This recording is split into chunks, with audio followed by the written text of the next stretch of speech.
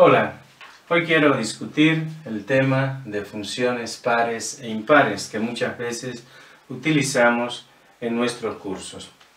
Quiero comenzar señalando que este tipo de funciones son útiles, por ejemplo, en muchos casos, determinar si una función es par o impar puede ser un auxiliar muy útil para determinar el valor de alguna integral definida, por ejemplo. Pero la pregunta es, ¿qué es una función par o qué es una función impar? Vamos a ver aquí. Entonces, comenzar señalando que si tenemos una función f de x cualquiera, una función definida en un intervalo i, es decir, una función f de x con dominio d. En ese caso, una función definida así, decimos que es una función par si se cumple que f de menos x es igual a f de x. Si se cumple eso, decimos que la función es una función par. Eso lo que significa entonces que si tomamos el valor de la variable independiente, que es la x, o sea, un elemento del dominio, y lo cambiamos por menos x, el valor de la función no cambia. Una función que cumple con eso es una función par. Una función trigonométrica, por ejemplo, de uso común que cumple con esa característica es el coseno. Porque el coseno de menos teta es igual al coseno de teta. Entonces el coseno es una función par. Veamos otro ejemplo de una función par. Si tenemos, por ejemplo, f de x igual a x cuadrado, si en esa función que está ahí nosotros sustituimos x por menos x, nos queda que f de menos x es igual a menos x al cuadrado, y eso es efectivamente x cuadrado. Por tanto, se cumple que f de menos x es igual a f de x. Ahora bien, ¿qué es entonces una función impar? En el caso de una función impar, bueno, vamos a colocarlo aquí arriba. En el caso de una función impar, también una función f de x definida en un cierto intervalo y, o sea, con dominio d. En ese caso, lo que se cumple es que si cambiamos x por menos x, nos queda que f de menos x es igual a menos f de x. De esa forma. Eso quiere decir que la función cambia de signo. ¿Qué función trigonométrica, por ejemplo, cumple con esa característica? El seno. El seno de menos teta es igual a menos el seno de teta. Esa es una función impar. ¿Qué otra función puede ser impar? Si tenemos, por ejemplo, la función f de x igual a x. Si en esa función que está ahí nosotros cambiamos x por menos x, nos queda que f de menos x es igual a menos x. O sea que es igual a menos f de x. Por tanto, esa función es una función impar.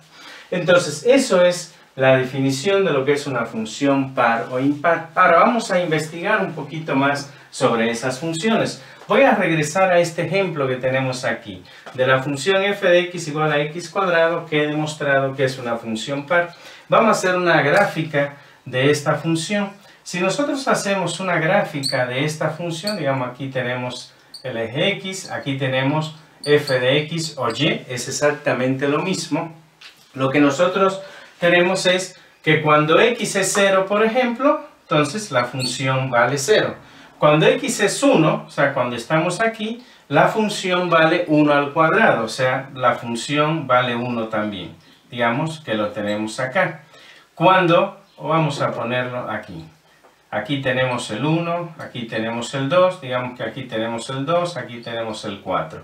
Entonces, cuando x es 1, la función vale 1 también.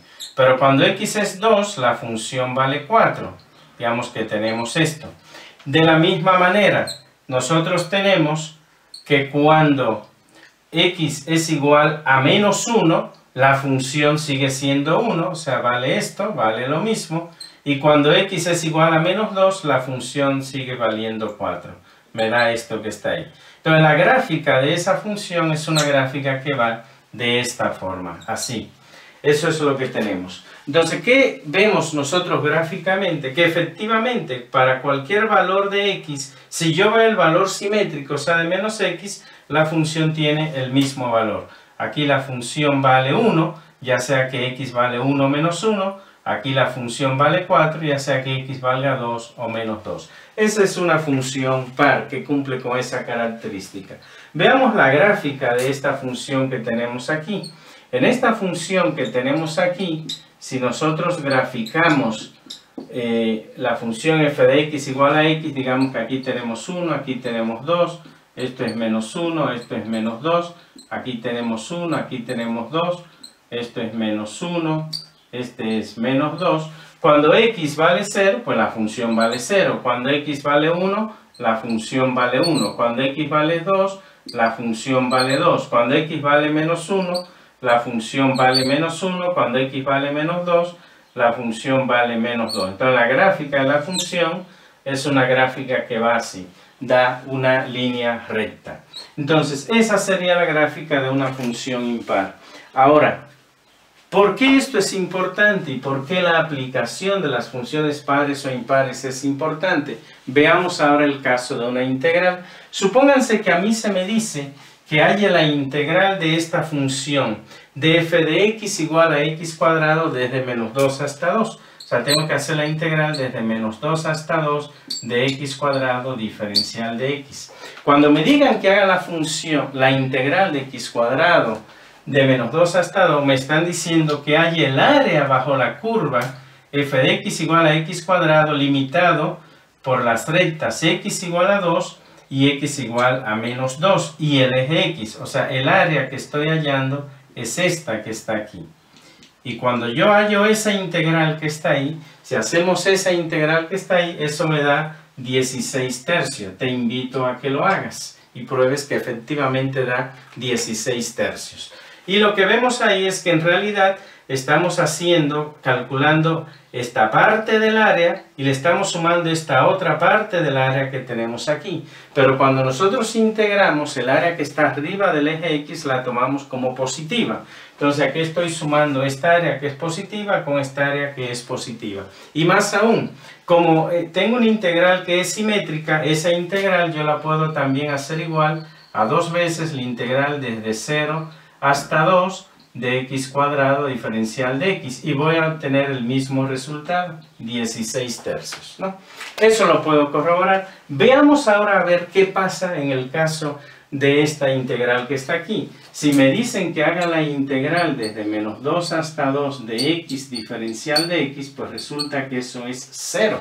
¿Y por qué es 0? Porque yo estoy hallando el área bajo la curva delimitada por la línea recta que tengo aquí, el eje x igual a 2 y el eje x igual a menos 2, y el área es esta. Tengo esa sección ahí y tengo esta sección que está acá.